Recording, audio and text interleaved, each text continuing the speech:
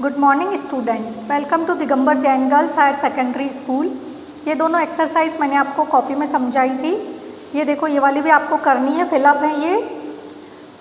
When Lucy did not come home in the evening, her parents went in search of her. Search आएगा इसमें, ढूंढने के लिए गए उसके parents. Somu is very intelligent.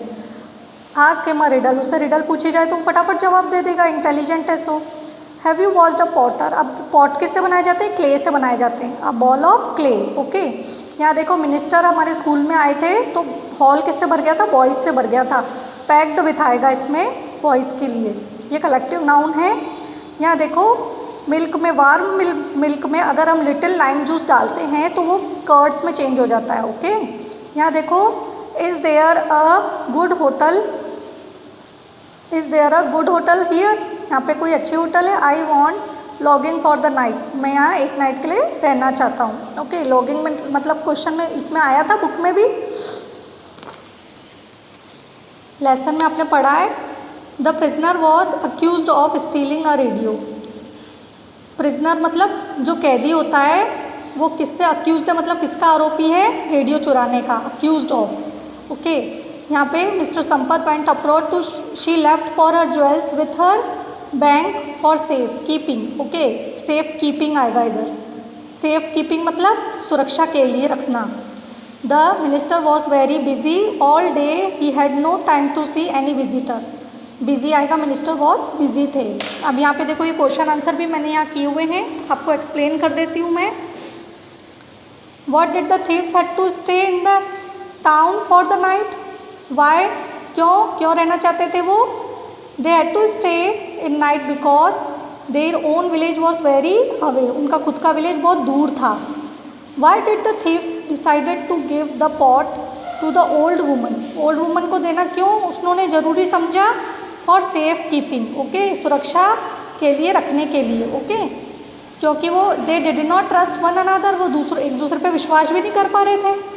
What were the instructions given to the old woman for returning the pot, pot को return करने के लिए उसको क्या इंस्ट्रक्शन दिए गए थे? The old woman was told to give back the pot when all the three thieves asked for it together, जब तक तीनों साथ में नहीं मांगेंगे तब तक वो पॉट उसे नहीं देना है। What trick did the young thief play with the old woman to get the pot? Pot को प्राप्त करने के लिए ओल्ड वुमन के साथ क्या ट्रिक खेली थी यंग थीफ ने? यंग थीफ जाके उससे पॉट मांगने लगा। Old woman gave the pot, चुपचाप उसने पॉट दे दिया था गोल्ड वाला। बिकॉज शी थॉट, उसने सोचा, क्योंकि उसने सोचा वो किसके इंस्ट्रक्शन पर आया है? He came in the instruction of the chief, उसे लगा कि वो किसके आदेश पर आया है? चीफ के आदेश पर ही आया है। Why did the old woman go to the king, old woman king के पास क्यों गई थी? वाई, बताओ। The old woman went to the king for justice, न्याय के लिए गई थी, है ना। हु ट्राइड द केस, किसने ट्रायल किया था केस को? An intelligent boy named Ramana tried the case. How did Ramana decide the case, decide क्यों, कैसे किया था उसने? हाउ मतलब कैसे होता है, कैसे डिसाइड किया, कैसे निश्चय किया? Ramana said bring your other friend and all three of you asked for the pot together. Ramana ने उनसे क्या कहा कि तुम्हारे तीसरे साथी को भी लाओ और तुम तीनों साथ में मिलके पॉट मांगो, फिर ही तुम्हें पॉट मिलेगा। How did the decision help the old woman, old woman की कैसे डिसीजन ने हेल्प की थी?